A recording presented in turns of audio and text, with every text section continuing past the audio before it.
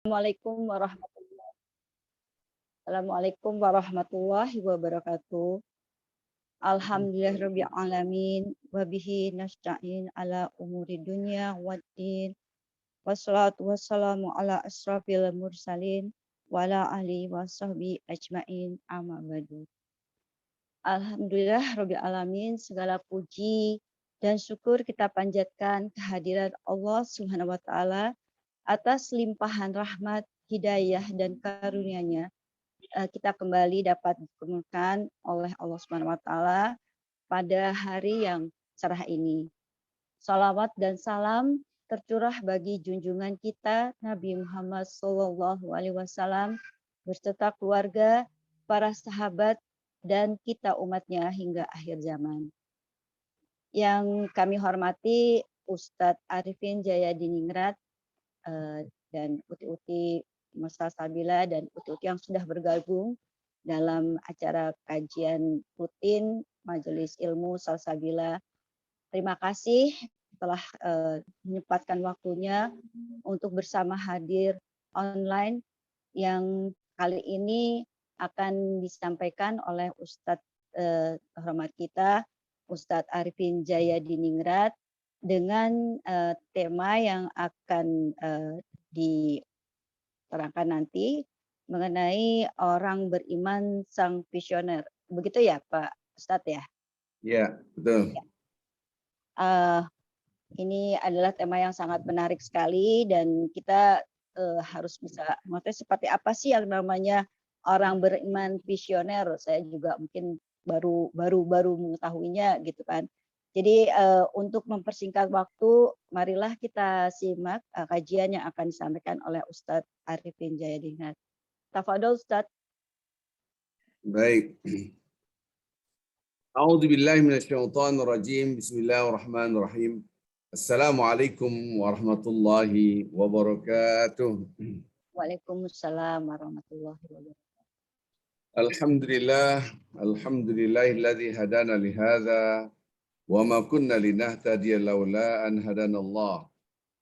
Alhamdulillah adada khalqihi wa ridha nafsihi wa zinata arshihi wa midad kalimatihi. Alhamdulillah rabbil alamin.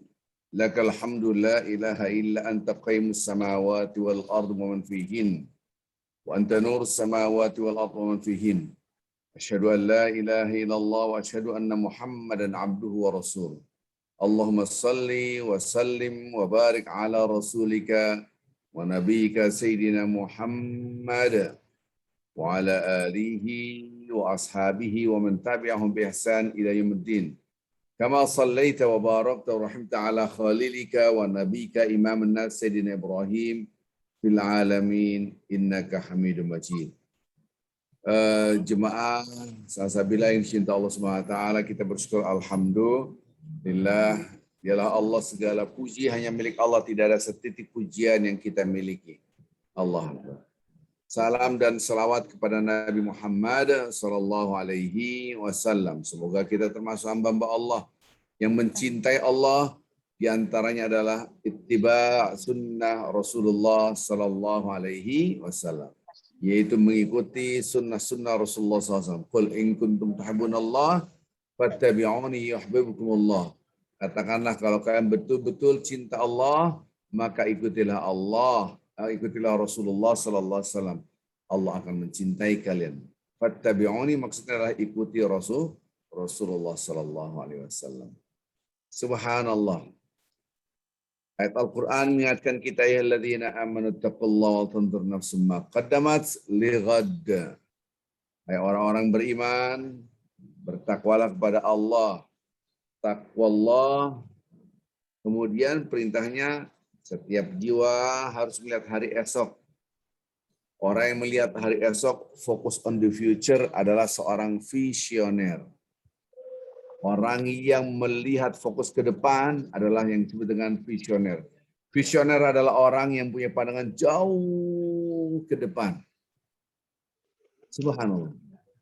Inilah redaksi Al-Quran yang menggambarkan tentang seorang beriman harus menjadi orang yang visioner. Maksudnya apa? Dia melihat akibat perbuatan yang kita lakukan sekarang.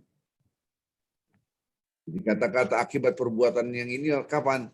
Dunia dan akhirat. Tetapi ulama-ulama mengatakan ini adalah maksudnya hari akhirat. Wattaqullah. Jadi bukan hanya sekali kata-kata bertakwa di dalam surah Asyr ini, bertakwalah kalian kepada Allah. Subhanallah. Ini perintah yang luar biasa. Wattaqullah, bertakwalah kepada Allah. Jadi setiap kita harus bertakwa kepada Allah pertama kali untuk apa? Wal tandur nafsum ma qaddamat lighat. Setiap orang harus melihat hari esok. Wattaqullah, bertakwalah kepada Allah.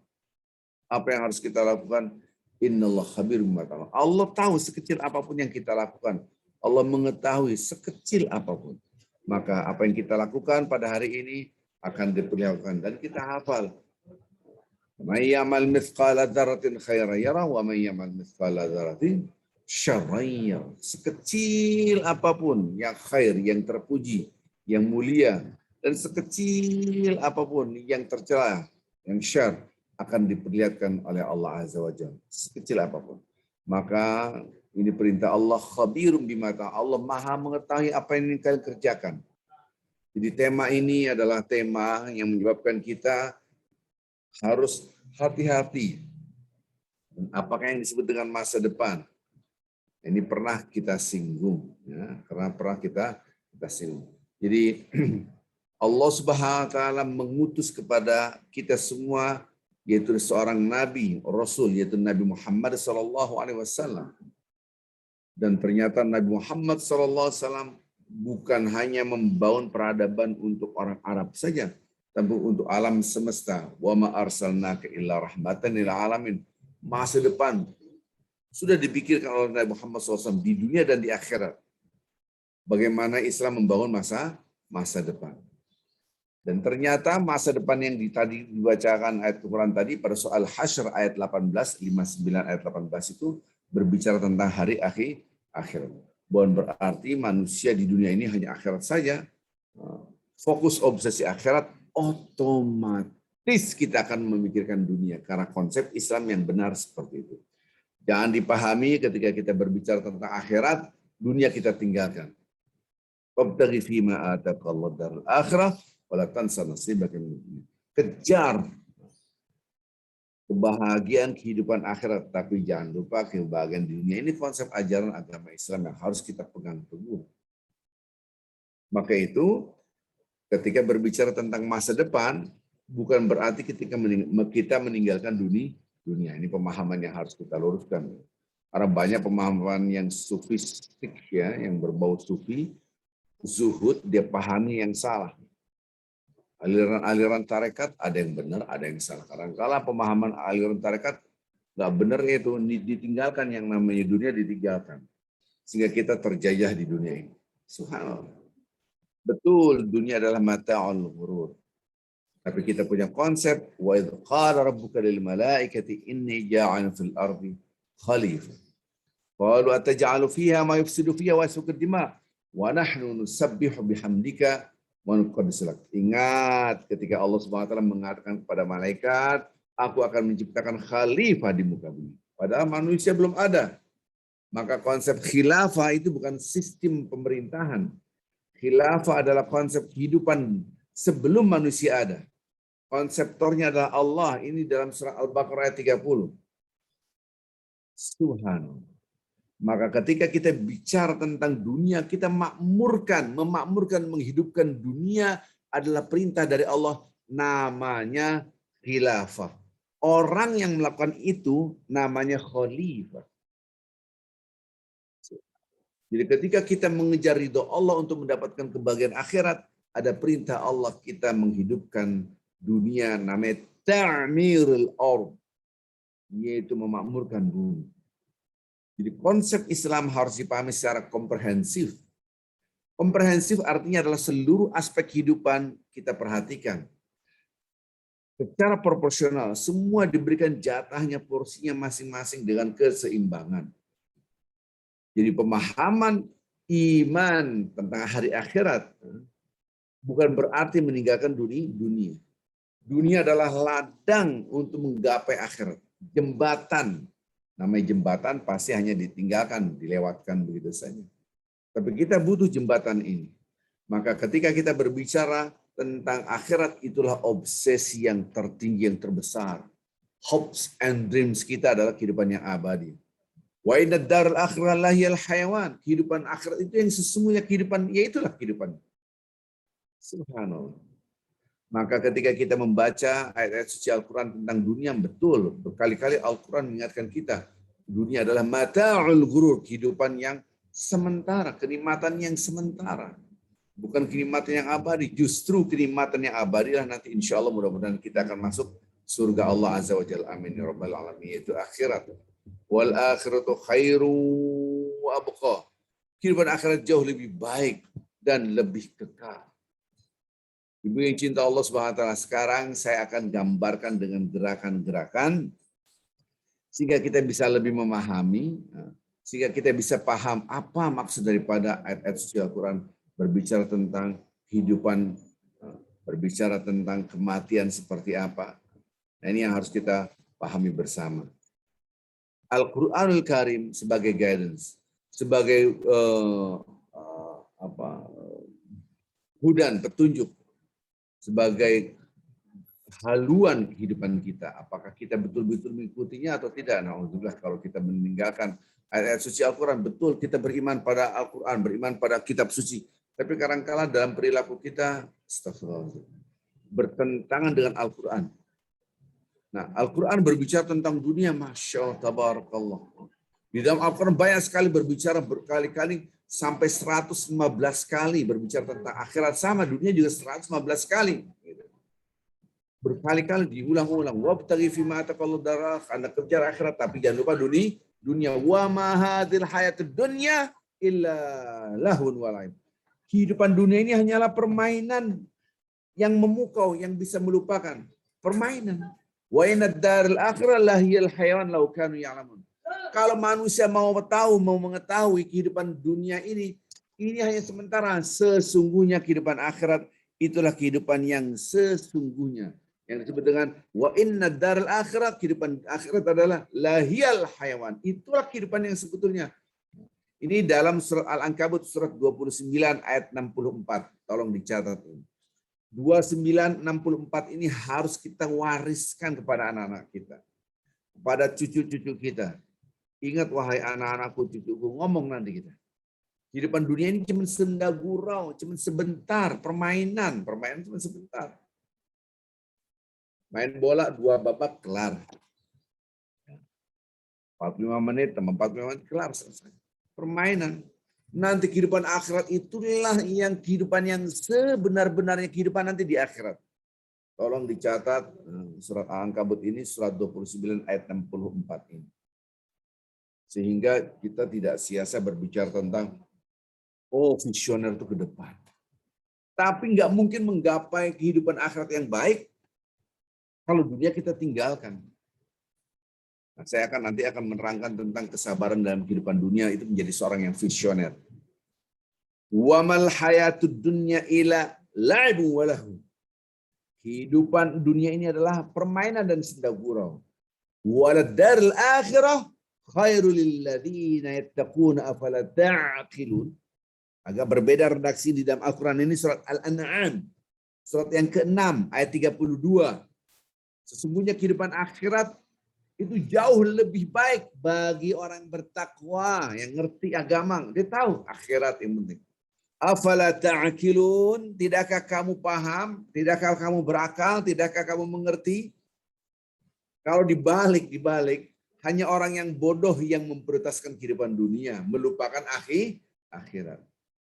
Tadi surat Al-Ankabut, kemudian surat Al-An'am. Dan banyak sekali ayat-ayat Al-Quran berbicara tentang kehidupan dunia adalah mata'ul ghurur. Dalam surat Al-Hadid ayat 20.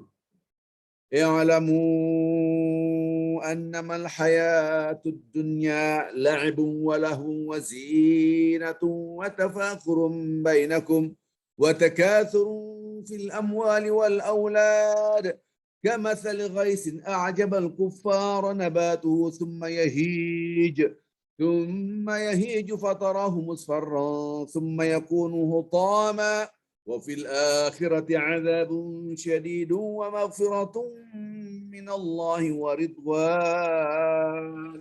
Wa mal hayatud dunya illa mata'ul ghurur. Ini surat Al-Ankabut. Ketahuilah, ya'lamu annamal hayatud dunya, kehidupan dunia ini la'ibun, permainan, walahun, senda gurau aja. Wazinah, perhiasan. Kita kalau pakai perhiasan ya sebentar aja. Kita pakai apa, saya pakai jas, pakai dasi, pakai peci. Sebentar habis itu saya tanggalkan. Perhiasan. Wa tafakhurum bainakum. Kehidupan dunia ini saling bangga membanggakan. Maka jangan terjebak. Saya punya ini, bangga-banggaan. Nanti saya akan bahas ya ini semua. Wa tafakhurum bainakum wa takatsurum fil amwali wal aulad. Saling lomba-lomba banyak-banyakan harta. Inilah saya paling kaya, kamu lebih miskin. Itu kehidupan dunia itu. Lomba-lomba banyakan anak. Lomba-lomba banyakan keturunan, banyak-banyakan. Itu semua redaksi Al-Quran. Itu semuanya kama sali ghaith a'jabal kuffaru nabatu thumma yahid. Seperti air hujan yang turun. Air hujan begitu turun, kemudian tumbuhlah tanaman-tanaman, begitu indahnya. Kagum para petani yang kita ngeliat tumbuh-tumbuhan tumbuh hijau, Masya Allah. Belum lagi bunga-bunga yang berwarna-warni dan aromanya, belum lagi buah-buahan. Allah Akbar. Itu sangat mengagumkan. Kemudian lihat, perhatikan, tanaman-tanaman ini menjadi kering, semayahij kering. Fatarahu musfarra. Kalian akan melihat dia lama-lama kuning habis. Tsumma yakunu hutama. Kemudian menjadi hancur. Itulah kehidupan dunia. Itu semua kehidupan dunia. Ini surah Al-Hadid. Baru diingatkan. Wa fil akhirah, nanti di akhirat ada dua, azabun syadid, yaitu neraka, azab yang sangat amat pedih. Wa maghfiratun minallahi wa ridwan, yaitu surga, yaitu orang-orang mendapatkan ampunan dari ridha Allah. Ditutup wa mal hayatud dunya illa mata'ul ghurur. Ketahuilah kehidupan dunia tidak lain hanyalah kesenangan yang menipu, kesenangan yang palsu. Al-Quran. Maka orang yang beriman dengan ayat ini, Masya Allah, dia harus menjadi seorang visioner. Dia harus sadar sekali. Tadi surat Al-An'am sudah diingatkan, apakah kamu nggak berpikir, apakah kamu nggak ngerti, kehidupan dunia cuma sebentar. Kehidupan akhirat itu lebih baik dan diutamakan bagi siapa orang bertakwa. Yang penting akhirat itu orang bertakwa. Tadi surah Al-An'am, tadi juga surah Al-Ankabut.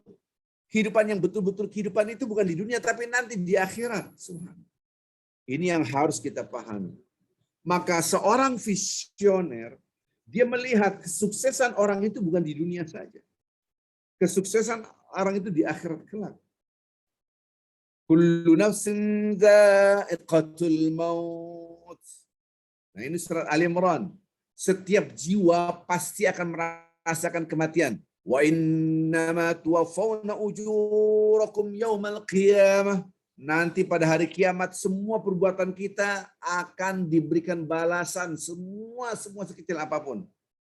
Tuwaffawna ujurakum yaumal qiyamah. Semua akan diberikan balasan dengan sempurna. Yang zolim dapat balasan, yang berbuat baik dapat balasan. Walaupun kadang-kala kita berbuat baik di dunia tidak mendapatkan balasan dari manusia, apresiasi tidak. Bahkan orang yang berbuat baik kadang-kala dihina, difitnah, dicaci maki. Orang baik dia nggak salah. Tenang, wa innama tuwaffawna ujurakum yaumal qiyamah. Hei, tenang. Nanti pada hari kiamat semua akan diberikan. Jadi semua balasan akan diberikan dengan sempurna. Kapan? Hari kiamat. Lihat redaksinya. Faman zuhzi'a 'anil nari wa udkhilal jannati faqad faz. Orang yang sukses itu yang selamat dari azab api neraka dan dimasukkan ke surga. Itulah orang yang sukses. Itulah orang yang menang. Itulah orang yang beruntung. Wa mal hayatud dunya illa mata'ul ghurur. Kehidupan dunia tidak lain adalah kenikmatan yang palsu. Kehidupan dunia tidak lain adalah kenikmatan yang menipu. Kehidupan dunia tidak lain adalah kenikmatan yang sesaat. Subhanallah. Ini surat Ali Imran 185. Allah. Tadi surah Al-Hadid yang kita bacakan. Wa'alamu annamal hayatud dunya illa mata'ul ghurur. Camkan, ingat gitu kan. Kehidupan dunia ini hanya sebentar gitu kan. Wa mal hayatud dunya illa mata'ul ghurur. Kehidupan dunia tidak lain adalah kenikmatan yang menipu. Ini surah Al-Hadid yang tadi. Wa mal hayatud dunya, kehidupan dunia tidak lain hanyalah kenikmatan yang menipu. Redaksi ini sama mirip. Redaksinya wa mal hayatud dunya illa mata'ul, sama redaksinya. Dalam surah Ali Imran dengan surah Al-Hadid ya. Tadi surah Al-Hadid ayat 20, surah Ali Imran ayat 185. Allah. Diingatkan terus oleh Al-Qur'anul Karim. La tublawunna fi amwalikum wa anfusikum. Ini kalanya lam taukid, nun taukid musyaddadah. Kalau saya terjemahkan ke dalam bahasa Indonesia, bahasa Arab yang diindonesiakan, sungguh-sungguh kami akan uji kalian di harta kalian, dalam diri kalian, di keluarga kita. Kita ujian dengan apa? Dengan harta kita. Ujian dengan apa? Dengan keluarga kita, anak kita, istri kita diuji kita. Wala tasma'unna minal ladzina utul kitaba min qablikum, dan kalian akan mendengar bagaimana orang-orang sebelum kalian, orang-orang sebelum minalladzina utul kitab min qablikum, orang-orang mendapat kitab, dia menghina, mencaci maki. Kalian akan mendengarkan. Nah, sekarang kita kadang-kala dihina orang, dihina oleh orang-orang non-muslim. Wa minalladzina asyraku adzan katsira. Orang-orang yang anti-Islam, orang-orang yang musyrik, orang-orang kafir menghina-hina Islam, mencaci maki Islam, mencaci diri kita. Adzan katsira. Jadi hal yang menyakitkan hati. Apa kata-kata Allah Azza wa Jalla? Wa in tasbiru wa tattaqu. Coba bersabarlah. Bertakwalah pada Allah. Fa inna dzalika min azmil umur. Yang demikian itu memang berat, tapi itu yang sangat dimuliakan, diutamakan oleh Allah Azza wa Jalla. Subhanallah. Bersabar. Berarti redaksi ini menunjukkan bahwasanya kita ini pasti diuji dengan harta kita. Ini ujian semua. Dicaci maki, dihina, itu ujian. Ya ayyuhan nas, hai manusia. Ittaqu rabbakum, bertakwalah kepada Tuhanmu. Wahsyau, perhatikan nih. Wahsyau, takutlah kalian. Yauman la yajzi nafsun la yajzi walidun an walidi. Seorang anak tidak bisa menolong, seorang ayah tidak bisa menolong anaknya. Wala mauludun huwa jazin an walidihi syai'a. Anak pun tidak bisa menolong ayahnya sedikit pun. Jadi ayahnya, orang tuanya tidak bisa menolong anaknya, anaknya tidak bisa menolong orang tuanya. Maka redaksi, wahsyau, hati-hati, kalian takutlah. Yauman la yajzi walidun an waladihi wala mauludun huwa jazin an walidihi syai'a. Sama sekali seorang ayah tidak bisa menolong anaknya, anaknya tidak bisa menolong ayahnya. Ini maksudnya yang dalam keadaan kemaksiatan, yaitu kekafiran. Tetapi tentu kalau kita dalam keadaan iman, ayah bisa nolong anaknya, anaknya dan bisa nolong anaknya dengan doa. Lihat, saya akan menekankan kata-kata ini redaksi ini dalam surat Luqman, surat 31 ayat 33. Surat Luqman, surat 31 ayat 33. Inna wa'adallahi haqqa. Kematian itu pasti ada, akhirat itu pasti ada.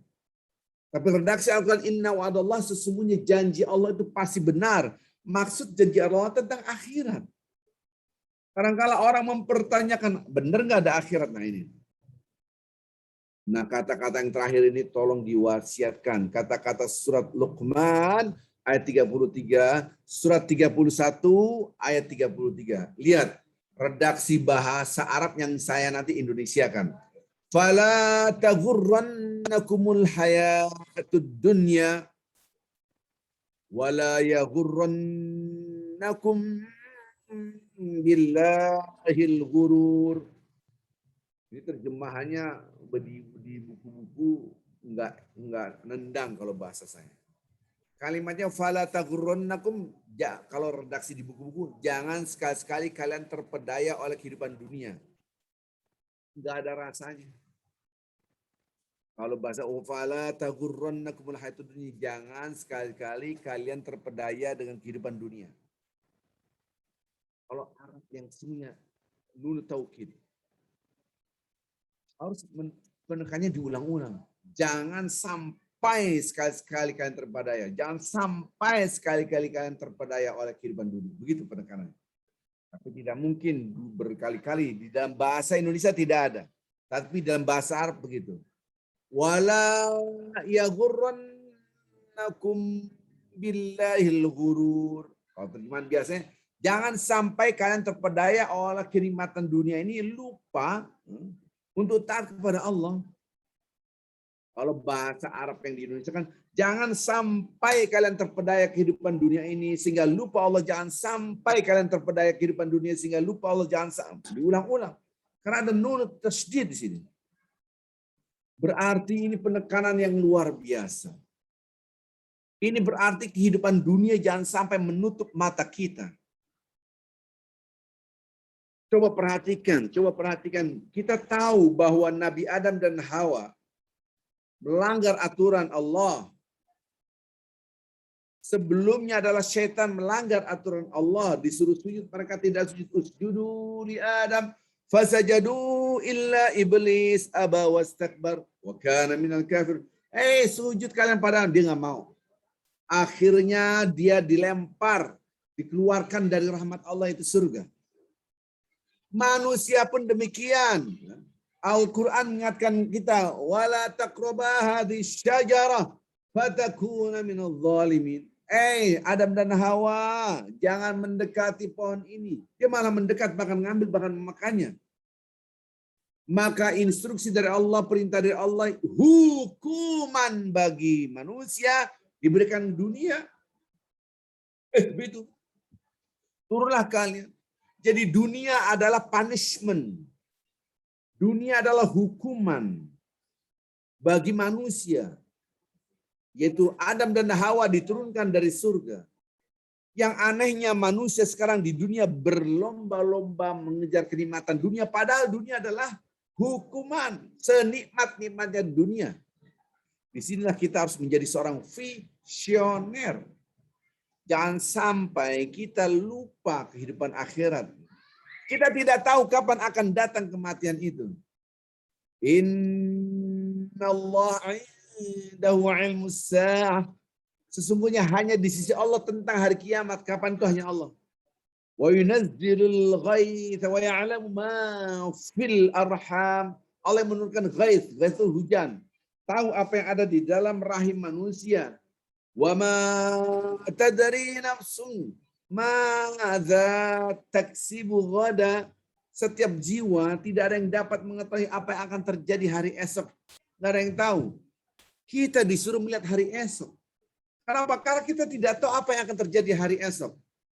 Ya terjadi. Wa ma tadri nafsum madza taksibu ghada. Setiap jiwa nggak ada yang tahu hari esok. Tidak ada seorang pun yang dapat mengetahui pasti apa yang akan terjadi hari esok. Nggak ada yang tahu. Hari ini saya begini-gini nih. Besok nggak tahu kita. Subhanallah. Hari ini Bu Kemala harusnya menjadi host kita, tapi karena suaminya sakit, nanti kita doa bersama untuk Pak Jim. Ya tidak bisa, akhirnya harus kita tidak tahu apa tahu hari esok. Wa ma tadri nafsum bi ayyi ardin tamut. Tidak ada seorang pun yang dapat mengetahui di bumi mana, di tanah mana dia akan wafat. Innallaha alimun khabir. Allah Maha mengetahui, Maha tahu apa yang kita kerjakan. Subhanallah. Ini dalam surat Luqman ayat 34. Jadi kita tidak tahu apa yang akan terjadi. Permasalahannya adalah manusia ya'lamuna zahiran minal hayatid dunya wa hum 'anil akhirati hum ghafilun. Dalam surat Rum digambarkan, surat Rum itu surat 30 ayat 7. Manusia tuh ngelihat kulitnya doang, akhir apa dunia. Ya'lamun, mereka mengetahui zahiram minal hayatid dunya. Hanya yang nampak, yang kulitnya saja kehidupan dunia dia melihatnya. Wa hum 'anil akhirah hum ghafilun. Tetapi tentang akhirat dia lupa. Subhanallah. Ini yang sering terjadi. Dia lupa akhirat, dunia lagi, dunia lagi, dunia lagi, dunia lagi. Dia hanya lihat kulitnya aja. Sementara mereka lalai, lupa tentang kehidupan dunia, tentang kehidupan akhirat. Wa hum 'anil akhirah hum ghafilun. Mereka tentang akhirat lupa. Kenapa? Karena hanya melihat dunianya, kulitnya saja. Subhanallah. Dari sini yuk kita lihat. Disuruh berpikir kita bahwa ada kehidupan yang luar biasa. Dengan adanya kematian sekarang, Masya Allah. Tabarakallah, Allah Maha Kuasa atas segala sesuatu. Biadil khair wa huwa ala kulli syai'in qadir. Semua dalam genggaman Allah. Maka itu, yuk kita sama-sama berjuang melihat hari esok seperti apa. Ya, sekarang kita masuk materinya. Tadi masih mukadimah nih. Gitu. Ini lihat tangan saya, Ibu lihat nih. Hidup ini adalah ujian. Garis hidup ini adalah ujian. Dari kita lahir sampai kita wafat. Hidup ini adalah ujian. Dari kita lahir atau wafat. Ini kita hafal. Alladzi khalaqal mauta wal hayata liyabluwakum ayyukum ahsanu amala. Dialah Allah yang menciptakan kehidupan dunia. Kehidupan alladzi khalaqal maut, kehidupan kematian wal hayata dan kehidupan liyabluwakum ayyukum ahsanu amala. Allah yang menciptakan ini semua. Adanya maut, al-maut itu kematian, al-hayat itu kehidupan, liyabluwakum ayyukum ahsanu amal. Untuk menguji siapa di antara kalian yang terbaik amalnya, ahsan, yang paling baik amalnya. Subhanallah. Ini adalah perintah dari Allah, firman dari Allah agar kita berpikir hidup itu kita ujian. Ujiannya apa? Ujian bagaimana kita bisa melihat perbuatan kita agar menjadi yang terbaik. Bukan berbuat baik, ahsan, yang terbaik. Ini ujian. Nah, untuk apa? Karena kita akan dihitung amalan kita, dinilai pada kehidupan akhirat. Wa innama tuwaffawna ujurakum yaumil qiyamah, tadi saya sudah bacakan. Kalian akan dihitung, diperlihatkan perbuatan kalian pada hari kiamat. Subhanallah. Maka jangan sampai sekali-kali kita lupa tentang hari akhirat. Kiamat ini nanti akan menjadi sebuah timbangan. Nanti dilihat, maka supaya kita baik, berbuat yang terbaik. Jangan yang baik doang, tapi yang terbaik. Kalau berbuat baik saja nggak cukup, karena redaksinya liyabluwakum ayyukum ahsanu amala. Memang kita diuji oleh Allah Azza wa Jalla untuk melakukan yang terbaik. Jadi garis hidup tadi adalah ujian. Wa inna ja'alna fil ardi zinatan laha liyabluwakum ayyukum ahsanu amala. Ini dari surat Kahfi gitu kan. Subhanallah. Maka ketika kita lihat redaksi ayat suci Al-Qur'an ini, Allah Akbar. Apapun yang kita rasakan, apapun yang kita lihat, ini hanyalah ujian. Nah, ujian ini, Bapak-bapak Ibu yang cinta Allah SWT ini, lihat tangan saya, untuk membesarkan Allah, mengagungkan Allah. Wa ma khalaqtul jinna wal insa illa liya'budun. Membesarkan, mengagungkan Allah. Jadi kalau kita mau sukses di mata Allah, lihat ini ujian. Wa inna la ja'iluna ma 'ala ardi zinatan laha linabluhum ayyukum ahsanu amala. Kami ciptakan dunia ini dengan segala perhiasan yang ada di hamparan bumi untuk menguji siapa di antara kalian yang terbaik amalnya. Subhanallah. Sudahkah kita memahami ini semua? Ketika Allah Subhanahu wa taala mengatakan ini adalah ujian, sudahkah kita memahami bahwa ini adalah ujian dan kita sadari, ya Allah, astagfirullah, ini adalah ujian. Nah, apakah kita lihat ujian ini tujuannya apa? Untuk memang kami tidak pernah menciptakan jin dan manusia kecuali untuk beribadah kepada Allah, beribadah kepadaku. Melainkan untuk membesarkan, meninggikan Allah, mengagungkan Allah. Jadi tujuan itu untuk mengagungkan Allah. Maka ketika kita melihat kehidupan dunia ini, apapun yang kita rasakan, harus kita pikirkan kita, saya harus membesarkan mengagungkan Allah, membesarkan mengagungkan Allah, membesarkan mengagungkan Allah. Jangan sampai kita lupa itu, membesarkan mengagungkan Allah, jangan sampai lupa. Karena kehidupan dunia ini hanyalah sementara.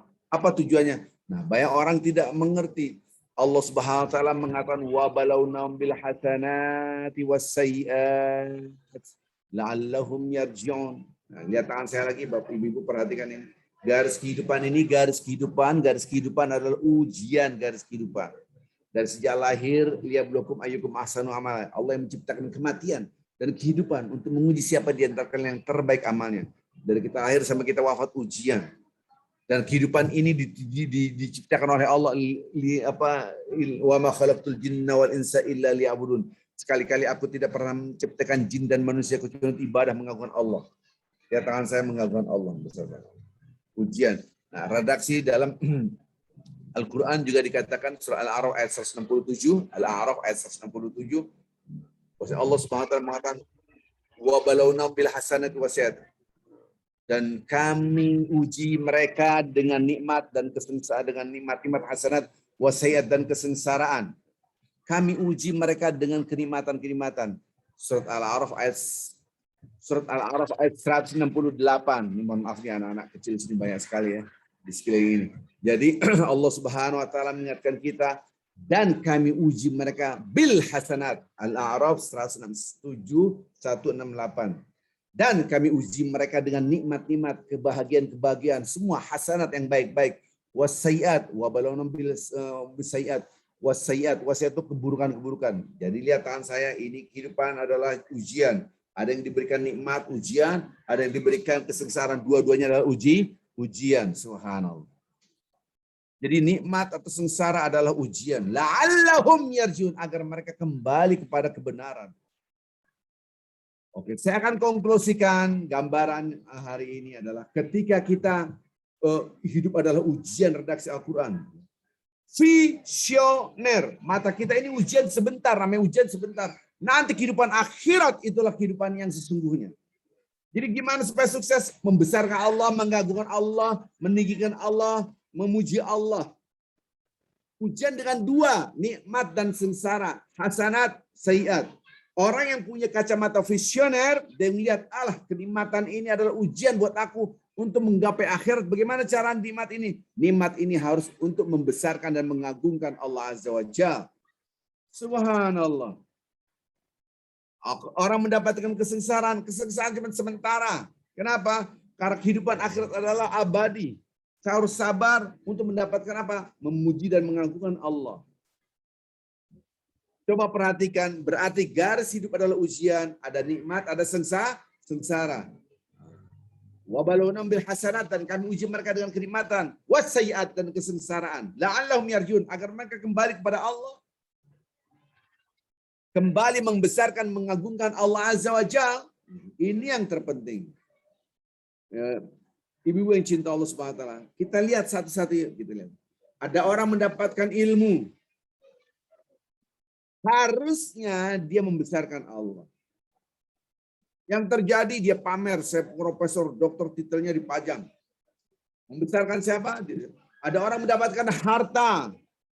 Dengan hartanya dia show off. Bukan lagi membesarkan Allah. Lihat tangan saya. Bukan lagi membesarkan Allah, membesarkan diri kita. Karena ini ujian gagal. Ada orang mendapatkan kesengsaraan, bukan memuji Allah, tapi mencaci maki Allah. Padahal kesengsaraan amat sangat sedikit. Surat Al-Baqarah ayat 155.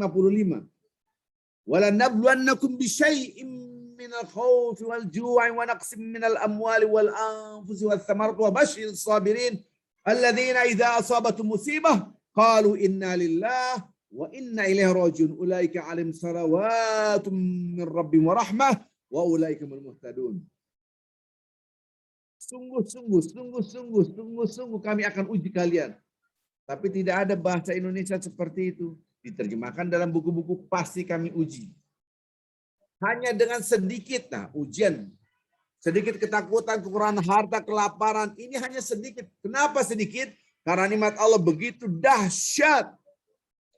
Maka itu kesengsaraan lebih sedikit, nikmat Allah lebih banyak. Maka soal yang paling banyak adalah soal nikmat. Bukan. Kalau kita diuji ada soal-soal kan ujian. Kebanyakan orang gagal di mana? Apakah di nikmat atau sengsara? Kalau kita lihat tujuannya adalah membesarkan Allah, connectionnya lazim hubungan kita dengan Allah, maka kebanyakan orang gagal dalam ujian nikmat dan banyak sukses dalam ujian sengsara. Kita dihina orang, disakiti orang, ya Allah. Suami kita punya masalah sakit ataupun apa, ya Allah. Gitu kan? Anak kita mau melahirkan, mau ini gimana nih, ya Allah. Anak kita lagi sakit, kemudian dapat ujian, ya Allah. Gampang. Tapi ketika orang mendapatkan nikmat, nah ini yang lupa. Maka banyak penghuni surga nanti diceritakan oleh Rasulullah SAW adalah banyak orang-orang yang miskin, orang-orang yang susah di dunia. Justru penghuni neraka kebanyakan orang-orang yang kaya, orang-orang yang sukses di dunia. Jadi sukses itu yang mana? Faman zuhzi'a 'anil nar wa udkhilal jannah faqad faz. Orang yang sukses itu yang terlepas dan dibebaskan dari azab api neraka dan dimasukkan dalam surga, itulah orang yang faz. Kita sekarang memilih dunia karena kesuksesan hanya dengan kacamata dunia. Oh, dia seorang pejabat, orang kaya. Nah, seperti ini. Dan ini kisah pernah diceritakan oleh Rasulullah SAW, diriwayatkan oleh hadis Bukhari dan Muslim. Yaitu kisah Jurej. Jurej itu adalah kisah seorang bayi yang bisa berbicara padahal masih dalam pangkuan ibunya. Gitu kan. Masih dalam susuan ibunya dia bisa berbicara. Ada 3 kisah. Di dalam Islam yang bayi bisa berbicara, kisah Isa bin Maryam, kisah Jurej dan kisah Nabi, kisahnya Nabi Daniel. Jadi saya tidak akan bahas itu. Jadi seorang bayi masih masih dalam susuan, dia masih minum ASI, masih netek gini, tiba-tiba ada seorang laki-laki yang gagah perkasa dengan pakaian yang sangat bagus, ganteng, cakep, gagah, kemudian dengan dengan kuda yang mahal sekali. Ini orang kaya. Apa kata-kata ibunya? Ya Allah, mudah-mudahan aku seperti orang ini. Tiba-tiba bayinya ketika dia sampai dilepaskan itu, dia tadinya lagi nenen, dilepaskan, dia lihat, ya Allah, jangan engkau jadikan aku seperti dia. Kemudian langsung ngempeng lagi dalam susuan. Ini yang diceritakan Rasulullah SAW. Tiba-tiba ada seorang budak hamba saya ditarik-tarik, dipukulin, dihina orang. Kamu berzina, kamu pencuri. Udah berdarah, diseret-seret. Kemudian ibunya melihat, ya Allah, jangan kau jadikan anakku seperti ini. Hina banget. Lagi anaknya bayi gini, langsung lepas. Dia ngeliat, ya Allah, jadikan aku seperti orang ini. Langsung ngempeng lagi, nenen lagi. Coba, ini kajian minggu yang lalu saya kajian. Jadi ibu-ibu kalau mau mengikuti kajian-kajian saya, masuklah WA group info kajian UAJ gitu kan. Dan ini tidak ada WA group yang crowded, ini hanya searah. Hanya dari saya, enggak semua bisa memberikan share tulisan-tulisan yang kadang-kala berbicara yang kagak enggak baik lah gitu. Jadi kita fokus di kajian. Ini kajian ini kemarin saya sudah menerangkan kisah Jurej, ya, itu tafsir hadis riwayat Bukhari, riwayat Muslim. Jadi balik lagi, orang di mata orang itu, dia hina padahal mulia di mata Allah. Di mata Allah. Kadang-kala orang itu mulia di mata manusia tapi hina di mata Allah. Kita ini membesarkan Allah, mengagungkan Allah. Fadhkuruni azkurkum. Kalau kita ingat Allah, maka Allah ingat kita.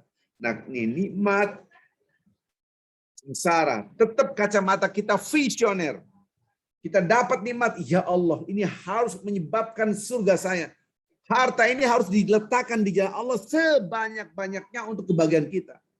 Kebanyakan orang mendapatkan harta, ini nikmat-nikmat semua, atau kecantikan, kegagahan. Justru dia mengumbar tubuhnya, auratnya, dia buka menjadi seorang bintang iklan sampo, iklan bintang sabun, apapun namanya. Dengan terbuka auratnya, karena kecantikannya. Dia dapat nikmat, tapi bukan membesarkan Allah, membesarkan dirinya. Ada orang punya harta begitu banyak. Tujuan hidup adalah membesarkan Allah, tapi terjadi harta itu membesarkan dirinya sendiri. Jadi kebanyakan orang gagal dalam nikmat ujian-ujian nikmat. Kenapa? Karena mereka merasa tidak diuji. Beda dengan kesengsaraan. Banyak orang yang susah sekarang, mereka sadar ini kesengsaraan adalah ujian. Padahal keduanya adalah ujian yang tujuannya la'allahum yarjun, supaya kembali kepada Allah Azza wa Jalla. Surat Al-A'raf ayat 168. Subhanallah. Maka kacamata kita dapat nikmat langsung visioner, kita dapat kesengsaraan langsung visioner. Apa? Masa depan ini harus menjadi ladang akhirat. Sekarang saya dihina, difitnah melalui Instagram, Facebook, apapun. YouTube, wah penghinanya luar biasa. Sampai dituntut di pengadilan. Nih kasus anak yatim sekarang yang saya hadapi. Saya tenang aja. Alhamdulillah ini adalah ladang akhirat saya. Saya tidak jawab. Kita tunggu di di pengadilan. Ada negeri di Cianjur. Kita jawab semua. Kita pakai lawyer. Saya dituduh mencuri, mengambil harta anak yatim. Padahal yang ngambil siapa? Yang dituduh siapa?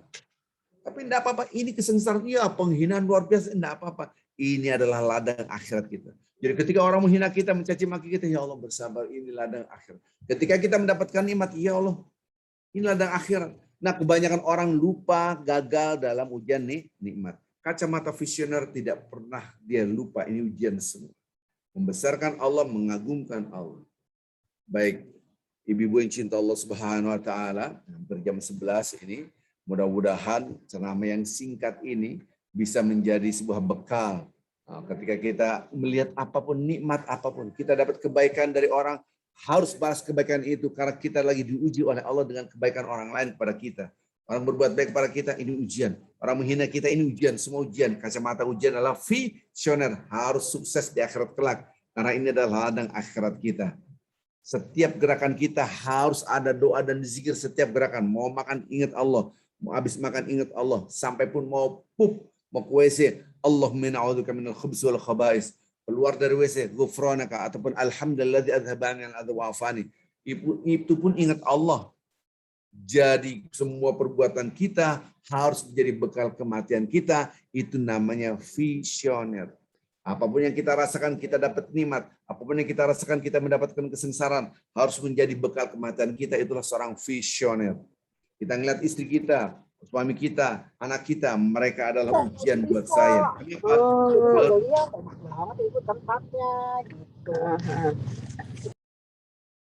Halo. Kenapa? Karena mereka adalah ladang akhirat kita. Saya rasa mudah-mudahan kita bisa menjadikan istri kita, suami kita, anak kita, tangga kita ini ladang akhirat kita. Gimana? Saya berbuat baik. Sehingga apa yang kita lakukan adalah kebahagiaan akhirat. Bukan kebahagiaan dunia. Supaya dia menghormati saya. Supaya saya mendapatkan balasan dari dia. Tidak. La nuridu minkum jaza'an wala syukur. Konsep surah Al-Insan ayat 9. Kalau kita berbuat baik, aku tidak butuh balasan dari kalian. Jangankan itu, ucapan terima kasih pun aku nggak butuh. Redaksi Quran begitu. Kenapa? Yang kita butuhkan adalah pujian dari Allah, bekal akhirat kita. Nah, saya rasa ini saja dulu. Kita akan ada tanya jawab. Ini sudah jam 11. Pasti ada kesalahan kekhilafan. Mudah-mudahan kacamata kita selalu visioner. Ya. Subhanakallah bihamdik. Asyhadu an la ilaha illa anta astaghfiruka wa atubu ilaik. Assalamualaikum warahmatullahi wabarakatuh. Silakan Ibu Hani atau Pak Ibu Dian. Ya, Uti yang silakan yang akan mau bertanya. Kita mungkin ada beberapa pertanyaan yang bisa ditanyakan. Siapa yang mungkin Hani? Tanya Mbak Dian. Oke, ya oke silakan. Ya, Assalamualaikum Pak Ustadz. Salam. Pak Ustadz, saya mau tanya tentang hadis Rasulullah Shallallahu Alaihi Wasallam dari Imam Muslim. Beliau bersabda, agama adalah nasihat. Para sahabat bertanya, untuk siapa wahai Rasulullah? Beliau menjawab, untuk Allah, kitabnya, Rasulnya, dan untuk para pemimpin kaum muslimin dan kalangan umum. Maksudnya bagaimana Pak Ustadz ini nasihat untuk Allah, kitabnya, dan Rasulnya? Sudah salah terjemahannya, Bu. Oh iya. Jadi kalimat li di situ terjemahannya untuk. Liman ya Rasulullah. Rasulullah bersabda, ad-dinu nasihatun. Agama adalah nasihat. Itu betul terjemahannya. Kemudian ditanya, liman ya Rasulullah. Untuk siapa ya Rasulullah? Terjemahannya tekstual. Padahal maksudnya liman tuh siapa yang berhak memberikan nasihat. Ad-dinu nasihat, agama itu nasihat. Jadi kalau agama kita bagus atau enggak, sejauh mana kita nerima nasihat. Kalau kita dinasihatin, alah, berarti agama kita rusak. Terus siapa yang ngasih nasihat? Pertama adalah Allah, yaitu kitab Allah, yaitu Al-Quran. Kemudian Rasulullah SAW, yaitu hadis-hadis Rasulullah SAW. Kemudian pemimpin-pemimpin orang-orang beriman. Jadi bukan sekedar pemimpin doang, karena pemimpin juga banyak yang fasik. Sholat juga enggak, sering bohong. Kemudian siapa lagi? Dan orang-orang beriman siapapun secara umum. Nah itu yang berhak memberikan nasihat. Bukan kalau untuk seakan-akan dia objek. Padahal maksudnya liman ini subjek. Orang yang ngasih nasihat itu siapa? Pihak mana yang berhak memberikan nasihat? Ad-dinu nasihat. Agama adalah nasihat. Nasihat ini siapa yang ngasih? Kira-kira gitu. Yang ngasih itu Allah melalui kitab Al-Quran. Nasihat itu dari mana? Dari Rasulullah SAW, yaitu hadis. Gitu maksudnya. Tapi kalau pemahamannya diterjemahkan untuk siapa? Untuk Allah. Allah nggak dinasihatin, kan bingung kita. Allah dinasihatkan untuk siapa? Sama aja, ini rumah siapa? Seandainya ini rumah Budian. Oh, dia yang punya. Ini rumah, iya rumah. Untuk siapa? Untuk Budian. Berarti dia dikasih, kan gitu. Dari orang lain dikasih. Itu jadi bingung orang terjemahannya. Jadi yang benar terjemahannya adalah siapa yang berhak memberikan nasihat ya Rasulullah? Allah melalui kitabnya, kitab Allah. Rasulullah terus gitu. Itu maksudnya. Allah alam. Jelas Ibu yang bertanya tadi siapa? Jazakallah khair. Halo? Ya. Halo? Saya mau tanya boleh? Yang Ibu nanya tadi siapa Ibu? Siapa ya? Ya, saya sudah dengar Pak. Sudah. Ibu Adina. Iya. Jelas nggak Bu? Jelas ya. Khair Pak Ustadz. Ya, oke. Bu Dina bisa dipaham nggak? Suara saya jelas nggak ya? Jelas sekali Pak Ustadz. Jelas sekali Pak Ustadz. Ya. Alhamdulillah sudah jelas katanya Pak Ustadz. Saya mau nanya Memang ya. kadang-kadang translation dari Arab, Al-Quran dan hadis, kadang-kadang saya ngeliat terjemahannya jadi bingung. Kok gini sih terjemahannya, gitu kan? Karena kurang tepat gitu. Masa Allah dinasihatin? Iya. Enggak lucu banget. Allah dinasihatin gimana? Allah dinasihatin. Oke, yang lain siap? Saya boleh Pak Ustadz? Silakan, sok mangga. Ya, Monggo. terima kasih Pak Ustadz. Tadi itu waktu di awal kan visioner itu kita harus punya vision, harus jadi yang visioner itu, tapi visioner itu akhirat ya. Kedua, orang yang sukses itu adalah orang yang bebas dari api neraka. Tadi saya catat seperti itu Pak Ustadz.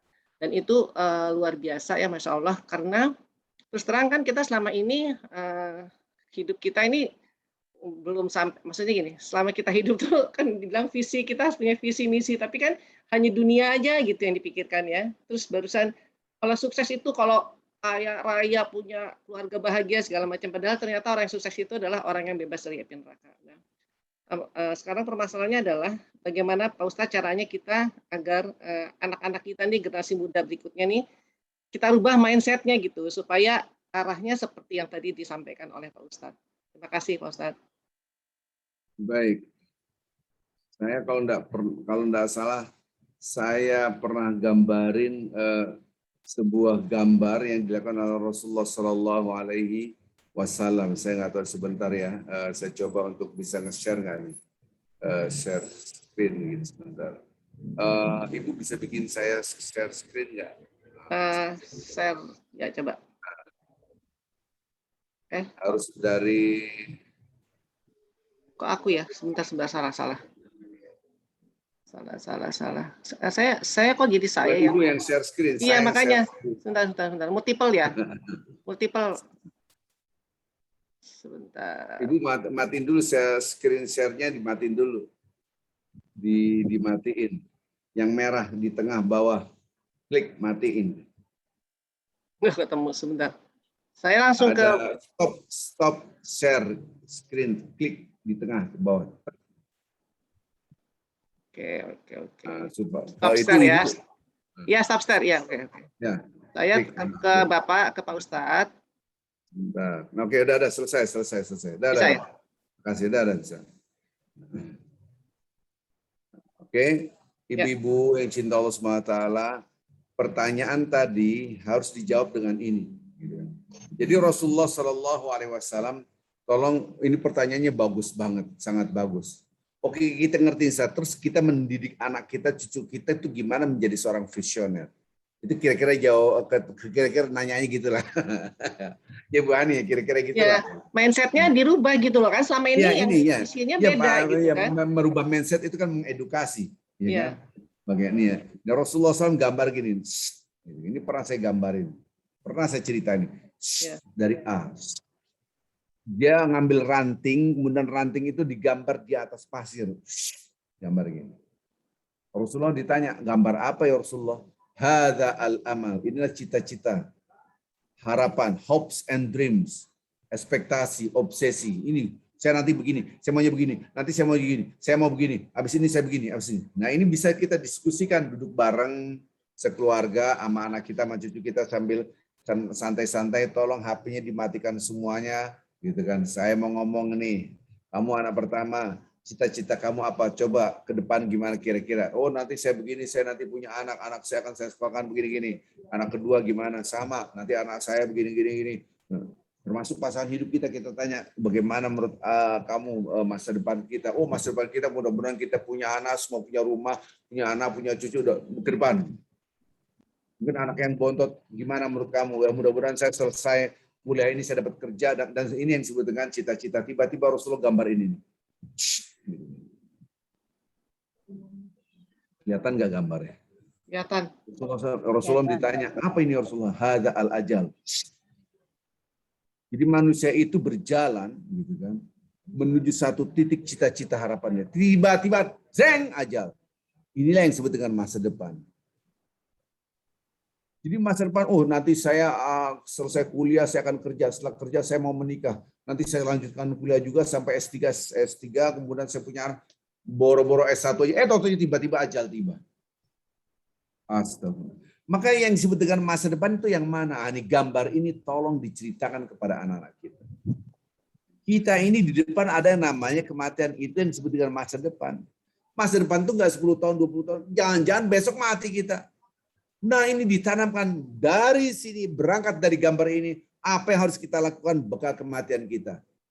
Kita menuntut ilmu, iya, ilmu dapat untuk membesarkan Allah, pengabdian kepada Allah melalui apa? Memakmurkan bumi, menghidupkan bumi, berbagi. Anda punya harta, iya, tapi untuk memakmurkan bumi, berbagi yang susah dibantu dan seterusnya. Anda punya apapun, nikmat harus membesarkan Allah. Cara membesarkan Allah, taat kepada aturan Allah. Jadi gambar ini penting sekali. Saya rasa jelas gambarnya ya. Allah. Ya. Ada lagi? Terima kasih Pak Ustadz. Sama-sama. Ada lagi pertanyaan? Ya, util-util yang lainnya silakan. Masih ada waktu kira-kira 2-3 lagi ya pertanyaannya Ustadz. Silakan. Enggak. Ada pertanyaan? Buat mau nanya enggak? Buat atau Bu Andri?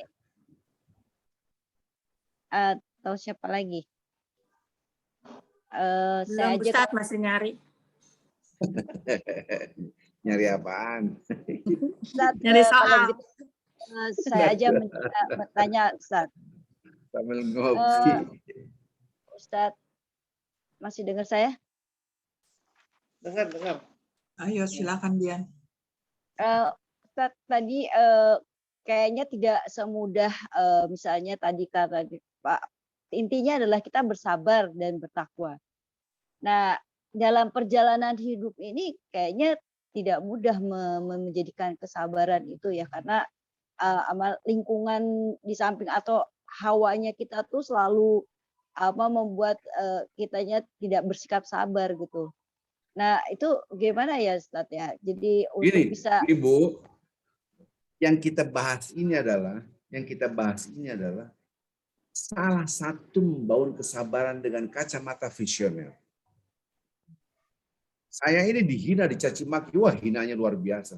Karena kacamata visioner, inilah ladang akhirat saya. Allah ngasih hadiah. Dengan ujian ini saya di-upgrade.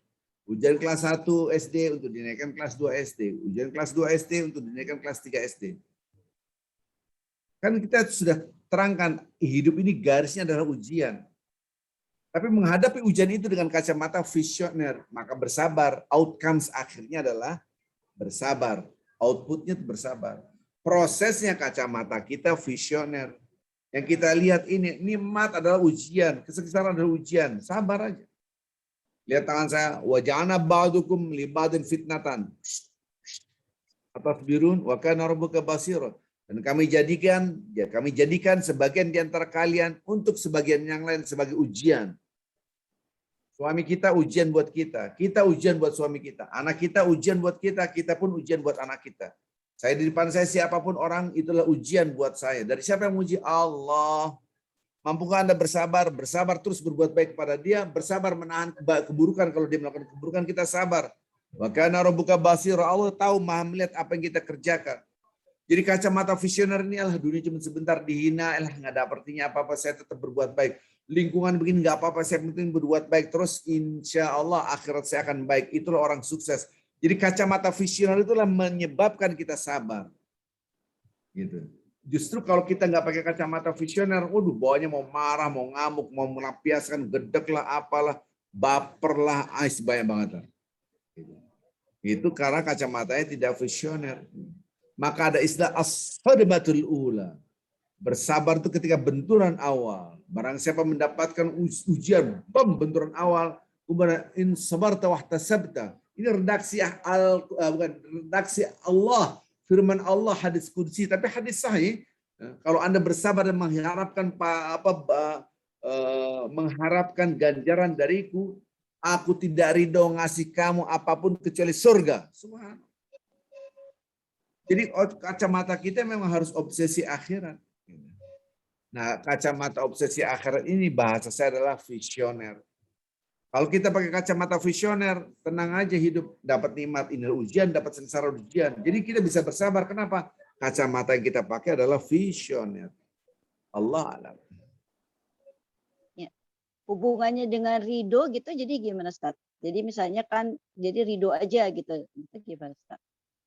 Ikhlas ya. Pemahaman ridho itu maksudnya, kalau bahasa kita ridho itu cinta. Kita cari cinta Allah aja gitu. Apa yang saya lakukan itu kan tidak mengharapkan balasan cinta orang pada kita. Yang penting kita berbuat baik, kita menjadi mutiara di mata Allah, mendapatkan ridho Allah. Walaupun tidak dapat ridho manusia. Nah, menjadi mutiara di mata Allah walaupun menjadi debu di mata manusia. Banyak yang ngeritik status saya gitu. Pak Ustadz, kenapa begitu? Kenapa tidak menjadi mutiara di mata Allah, menjadi mutiara di mata manusia? Tidak. Kita harus menjadi mutiara di mata Allah. Otomatis kita menjadi mutiara di mata manusia yang soleh. Nah, itu perlu. Kita tetap dihina di mata orang yang tidak soleh. Ngapain kita ngarepin menjadi mutiara di mata manusia?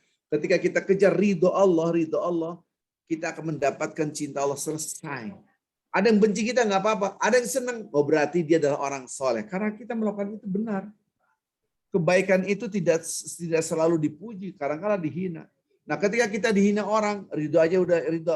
Harus ridho, maksudnya udah ikhlasin aja, serahkan pada Allah. Gitu kan. Maksudnya ikhlas itu adalah kita mengharapkan hanya kepada Allah. Maka ada surat Al-Ikhlas adalah Allahus Samad. Allah tempat bergantung. Itu Allahus Samad. Ada jelas? Ya, jadi apapun yang terjadi kita ridho aja kepada Allah gitu ya. Bukan berarti kita tidak usaha. Ya. Saya dihina orang, dicaci maki orang. Di Instagram di ini, saya diem aja nggak bisa. Saya dituntut orang, ya udah, saya harus pakai lawyer. Saya hadapin sebisa kita. Ternyata mereka sudah kong kali kong, saya buka kartu aja.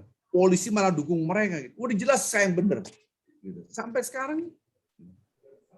Nah, itu sabar aja, yang penting kita usaha, gitu kan. Sebab hidup itu ujian dan kita harus berusaha. Nggak usaha kita dikecam. Nggak harus berhasil, yang penting usaha semaksimal mungkin. Berhasil atau tidak, Allah yang menentukan. Oke? Jadi ikhtiar kita nggak ada hubungannya dengan hasil ya Pak Ustadz ya? Oh, tidak ada hubungannya. Itu Allah yang menentukan. Bapak, nenek, buyut kita di atas gitu. Mungkin buyut kita udah cicit mungkin. Mereka angkat senjata pakai bambu, mau mengusir Belanda, baru ngangkat senjata pakai bambu rujung, jebret, ditembak mati. Gitu kan. Dia tidak merasakan kemerdekaan, boro-boro hasil. Boro-boro berhasil, mati. Tapi dia udah usaha di mata Allah, dia mulia banget gitu kan. Mati syahid. Kita tidak usaha gitu. Apapun yang kita lakukan itu usaha, hasil dari Allah. Coba lihat dalam kehidupan kita sehari-hari.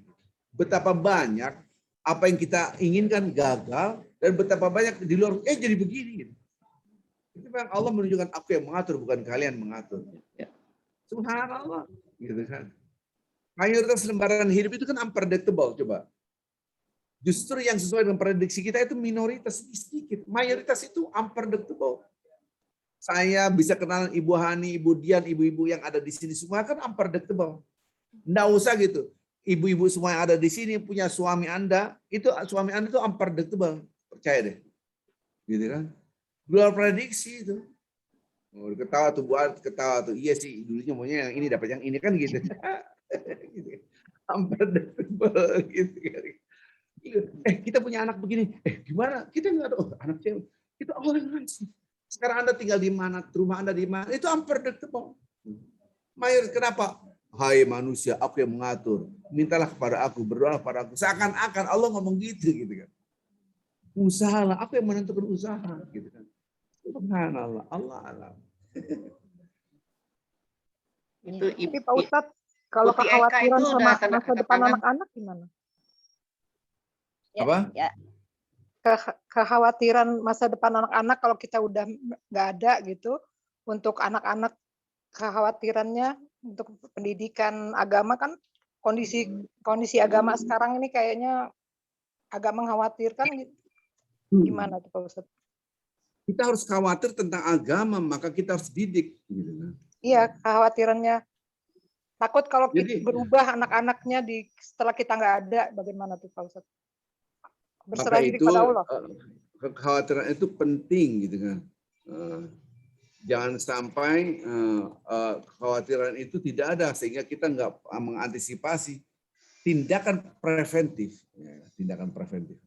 Tindakan preventif itu harus berangkat dari based on negative thinking, berdasarkan negative thinking. Jadi kekhawatiran kita adalah melahirkan perilaku-perilaku yang preventif demi anak kita. Wahai anakku, misalnya kita ngomong sama anak-anak kita ini, mama ini khawatir masa depan kalian. Agama sekarang tuh betapa orang jauh dari agama. Sekarang yang tak namanya LGBT dulu tuh anti, sekarang film-film sudah menunjukkan LGBT seakan-akan legal, gitu kan? Zina, dicaci maki, sangat terhina. Sekarang menjadi legal. Yang penting senang sama senang, gitu kan? Yang terjadi sekarang saya rasa ini kasus-kasus ini tahu semua. Jadi mama khawatir pada kalian, takut nanti ada yang salah dalam pemahaman agama. Maka belajar agama yang baik. Jangan sampai kita lupa agama kita sebagai protektor kehidupan kita. Jadi kita ini kadang-kala khawatir itu penting karena tindakan preventif itu, seorang visioner itu harus punya kekhawatiran masa depan. Tapi bukan berarti kita khawatir dari segi mana ya, hasbi Allah, aku serahkan pada Allah, benar. Tetapi kita harus usaha. Usaha gimana? Supaya keturunan-keturunan kita terjaga. Maka itu ya muqallibal qulub, tsabit qalbi ala dinik. Wahai yang bolak-balikan hati, teguhkanlah hatiku agar selalu berpegang teguh pada agamamu. Ya Allah, jadikan keluargaku, anak-anakku orang-orang yang saleh gitu kan. Jangan kau jadikan mereka orang-orang yang jauh dari agama gitu. Kita doa setiap saat tentang keturunan-keturunan kita. Jangan sampai kita lupa doa-doa seperti ini. Kalau nggak khawatir lebih bahaya. Nggak ada doanya gitu. Ya Allah, zaman kayak begini ya Allah. Sekarang kan promosi LGBT, laki kawin sama laki-laki, boleh perempuan, ngeri sekali. Iya. Wah, ngeri banget gitu. Jangan sampai kita meninggalkan anak-anak kita dalam keadaan lemah. Maksudnya apa? Lemah agamanya, lemah semuanya, lemah secara finansial, lemah ilmunya. Dan ini dilarang oleh Al-Quran. Wal yakhshal ladzina law taraku min khalfihim dzurriyyatan dhi'afa. Ini surah An-Nisa ayat yang 9. Khafu alaihim. Ini redaksi Quran diperintahkan. Takutlah kalian kepada Allah. Sekiranya kalian itu meninggalkan keturunan-keturunan yang lemah. Lemah imannya, lemah ilmunya, lemah hartanya. Gitu. Ini jadi kita harus punya keturunan yang kuat. Kuat agamanya, kuat ilmunya, kuat harus semua. Khafu alaihim. Mereka takut akan kesejahteraan. Bagaimana masa depannya. Gitu. Ini An-Nisa ayat yang ayat ke-9. Fal yattaqullah wal yaqulu qawlan sadida. Bertakwalah, dekatkan diri kita kepada Allah. Tanamkan agama dalam diri anak-anak kita. Anak-anak kita kan sekarang kan ya Allah. Kita sadarkan, maka itu yang gambar tadi dari pertanyaan Ibu Hani itu, gambar tadi diceritain sama anak-anak. Hai anakku, ini wasiat, ini ingat digambar dari Rasulullah. Kasih kertas, garis tadi. Jika ada kebuka wawasannya. Kamu nanti punya harta, punya ilmu, S1, S2, S3, apapun, punya apapun. Jadikan bekal kematian kamu. Nuntut ilmu harus nuntut ilmu. Kalau nggak nuntut ilmu gimana mau tahu? Apakah sama orang punya ilmu? Kita berikan analogi yang banyak. Bukan underestimate terhadap predikat orang lain. Coba lihat itu. Orang cuma jadi tukang parkir. Satu mobil 2.000. Berhari-hari, satu hari dengan hujannya, dengan panasnya dapat berapa ribu. Tapi seorang yang punya ilmu, hanya hitungan jam, menit saja, taruhlah seorang dokter dapat uang lebih banyak. Itu dunia, nak. Ilmu menyebabkan perbedaan income. Perbedaan income karena ilmu. Begitu juga ilmu agama. Kita harus banyak ilmu sehingga kita income kita akhirat kita harus banyak. Pahala. Maka tuntut ilmu. Dan itu harus diulang-ulang. Sehingga kita tidak meninggalkan perintah Allah surat An-Nisa ayat 9 tadi. Yang tadi saya bacakan. Allahu a'lam. Amin. Makasih Pak Ustadz. Oke, ada lagi pertanyaan? Itu ada Uni Eka. Ya. Uni Eka. Assalamualaikum warahmatullahi wabarakatuh, Pak Ustadz. Terima kasih, Mbak Ani. Ibu Eka Yunita udah raise hand itu. Iya. Iya, silakan. Ya, terima kasih. Gini Pak Ustadz, masih melanjutkan dengan pendidikan kepada anak-anak kita. Ini ada pertanyaan dari cucu nih. Jadi gini, ketika kita dibangkitkan pada waktu meninggal, nih kebetulan ada tetangga yang meninggal. Nah, pada waktu dibangkitkan, kan apakah ketika di pertanyaan di kubur gitu ya, dalam alam kubur nih. Ketika alam kubur itu kita dalam keadaan seperti apa gitu. Pertanyaannya begini Ustadz. Enak dong ya yang kalau orang-orang yang non muslim itu kan mereka pakai bajunya bagus, pakai dasi, pakai baju pengantin pada waktu di peti itu loh. Yang mikirnya kan begitu. Sedangkan kita kan cuma pakai kafan gitu ya. Nah, ini pertanyaan-pertanyaan sederhana tapi juga ya gitu. Jadi ini mungkin pertanyaan-pertanyaan yang harus kita jawab nih ketika kita membelajarkan kepada anak cucu kita nih. Jawabnya gimana nih Pak Ustadz? Baik, orang itu dibangkitkan sesuai dengan amal yang terakhir dilakukan. Kalau di dalam keadaan berbuat baik, maka pakaiannya pun yang baik. Jadi amalnya bukan fisiknya. Fisik akan kemakan tanah. Mau cerita, ini anak cucu berarti mungkin SD ataupun SMP ataupun masih. Iya. Masih Pernah TK. nggak kamu tuh tidur TK, tidur mimpi, pernah nggak? Wah mimpi. Pakai baju apa kamu? Waktu mimpi, ya. Perhatiin. Pernah nggak ini sekarang ini ibu yang dewasa ini mimpi kita pakai baju apa? Kadang-kala kita nggak ngeh baju kita apa. Itulah ruh amal. Jadi kita itu dibangkitkan sesuai kalau kita berbuat baik, pakaian kita bagus. Jadi pakaian kita ini sesuai dengan amal kita, gitu. Dan kalau yang pakai jas, pakai dasi itu kan di tanah habis. Itu udah kemakan tanah, udah nggak selesai. Nanti dibangkitkan itu bukan fisik kita. Kita dibangkitkan sesuai dengan amal kita. Termasuk pakaian ketika kita bangkitkan. Nah, sesungguhnya di dalam hadis orang itu dibangkitkan dalam keadaan tidak berbusana sedikit pun. Ini dialog antara Aisyah. Tapi kalau kita terangin itu, pada telanjang ya, kan kacau lagi. Jangankan anak kecil, Aisyah pun loh tidak berbusana ya Rasul. Terus nanti orang saling melihat dong. Pakainya kan. Boro-boro mikir gitu kata Nabi. Kita mikirkan amal kita. Udah susah. Nah, tetapi untuk itu bahasa teks hadisnya begitu. Tapi untuk anak TK, untuk enggak nanti pakainya bagus, lebih bagus daripada jas. Kenapa? Pakainya sesuai dengan amalnya. Maka kamu harus berbuat baik. Bahasanya berubah. Walaupun sesungguhnya mereka dibangkitkan nanti di padang mahsyar itu dalam keadaan tidak berbusana sedikit pun. Ya Rasulullah tidak berbusana, iya. Bagaimana nanti antara saat yang melihatnya? Orang sibuk dengan amalnya, nggak nyampe. Aisyah aja kagak nyampe. Kalau dari mana nanti ibu coba masuk Google gitu kan, hadis tentang hari kebangkitan. Hadis ketika manusia dibangkitkan dari kubur. Pasti dialog ada itu. Rasulullah memberitahukan dengan Aisyah, nanti dibangkitkan dalam keadaan telanjang, tidak berbusana, dan dalam keadaan nyeker, maksudnya tidak ada alas kaki. Aisyah menanya, nanti bagaimana kondisi? Maksudnya kebayang, oh orang itu udah sibuk. Kalau kita teks itu kita cerangkan kepada anak-anak, wih kerenan orang kafir pakai jas, pakai dasi, daripada kita telanjang. Kan gitu efeknya. Maka approach-nya itu tidak sesuai. Kalau begitu, jadi gimana nanti pakaian kamu tuh bagus.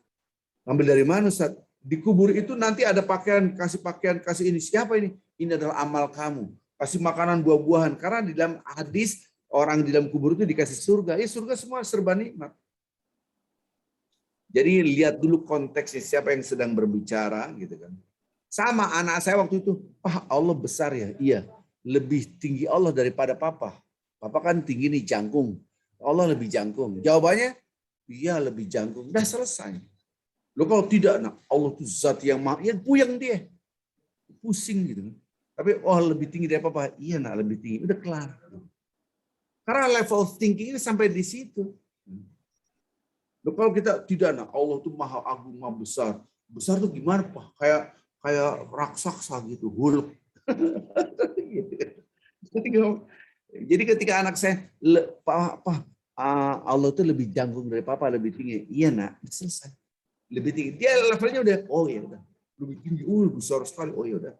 Lebih besar dari gunung dong Pak. Iya, lebih besar dari gunung. Nanti dia pikir ada gunung. Wah, biarin aja. Emang levelnya sampai di situ. Level Nabi Ibrahim. Dia ngeliat bintang, ini Tuhanku. Bintang hilang, bulan ini Tuhanku. Bulan hilang, di matahari ini Tuhanku. Kan diceritakan dalam surah Al-An'am kan. Levelnya naik dia. Nggak mungkin langsung dibilang, itu bintang, aku Tuhan, salah ente Ibrahim, musyrik, nggak digituin. Dia proses. Jadi dialog-dialog seperti ini harus disesuaikan. Kok Allah itu ada di mana? Allah itu tidak terikat dengan tempat dan waktu. Karena tempat dan waktu adalah ciptaan Allah, maka yang mencipta tidak mungkin diikat dengan, puyang anak kita. Nggak ngerti, Allah itu di mana? Selesai. Siapa ngajarin Nabi?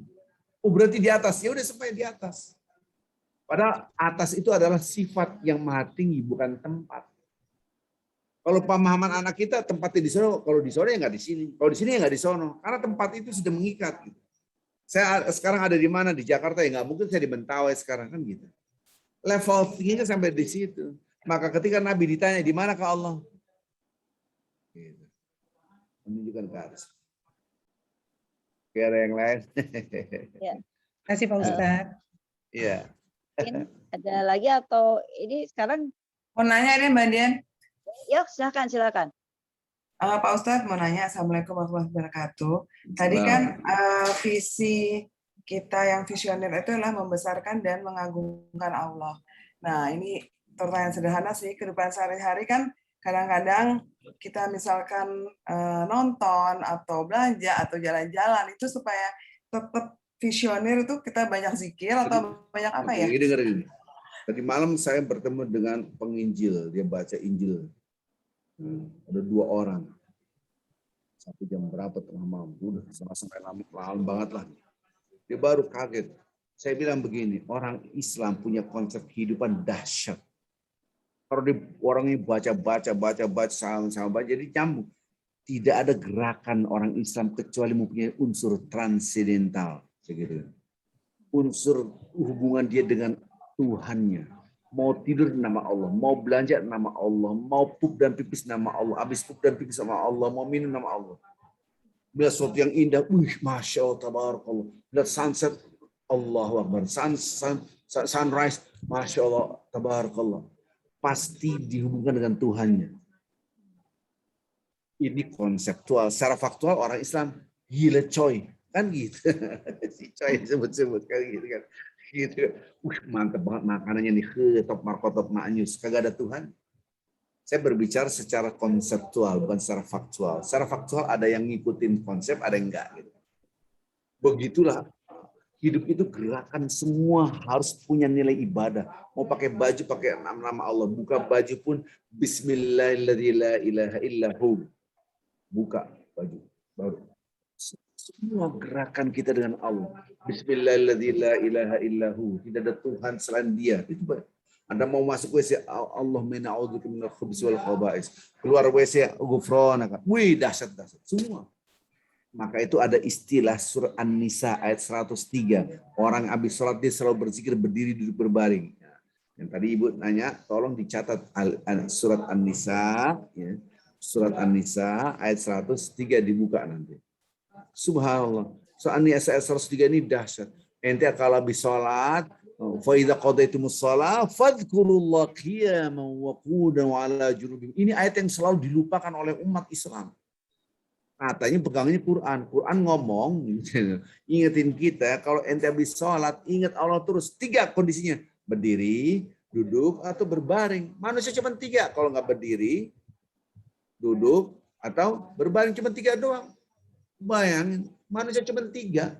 Kalau nggak berdiri, posisi kita duduk. Kalau nggak duduk, kita berbaring. Redaksi Quran, habis sholat, ingat Allah. Zikir terus ya, berdiri, duduk, atau berbaring. Padahal sholat itu juga berzikir. Maka gerakan tadi malam saya bilang ke orang non muslim, saya bilang, lihat ya, Islam itu ada nggak ada agama yang nggak bakal ada. Doa mau masuk WC, keluar WC, mau pakaian, semuanya. Cara makan juga harus pakai tangan kanan. Cara minum begini caranya. Diatur semua. Semua yang ngatur itu dari kekuatan langit yang sifatnya gaib, namanya kekuatan transidental. Nggak ada konsep, dia kaget-kaget gitu. Masya Allah. Inilah konsep Islam. Allah. Ada lagi yang lain? Hey Ustaz. Ya, Tanya silakan. Ustaz. Assalamualaikum Ustaz. Tadi Ustaz mengatakan Ya, bahwa ya Assalamualaikum Ustaz. Waalaikumsalam. Ustaz tadi Ustaz mengatakan bahwa jadikan semua langkah dan kegiatan itu bernilai ibadah agar tentunya kita dapat mencapai visioner kita untuk mendapat surganya Allah, kan begitu Ustaz ya? Betul. Untuk langkah dan kegiatan kita ini bernilai ibadah, itu kan harus dilakukan dengan ikhlas dan benar. Nah, untuk kita melakukan tindakan dengan benar, barangkali itu relatif lebih mudah karena kita bisa belajar dengan ustadz, dengan apa, mempelajarinya ya Ustadz. Tapi untuk mencapai keikhlasan, nah itu caranya gimana ya gitu. Itu kan ilmunya ilmu seperti apa gitu yang harus kita lakukan gitu Ustaz. Terima kasih Ustaz. Baik, saya mengupas tentang ikhlas udah lebih sebulan.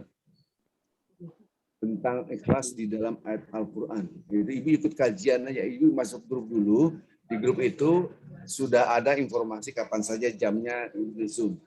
Saya kasih gambar. Ikhlas itu adalah harapannya kompensasif kepada Allah doang. Nggak ada yang diharapin.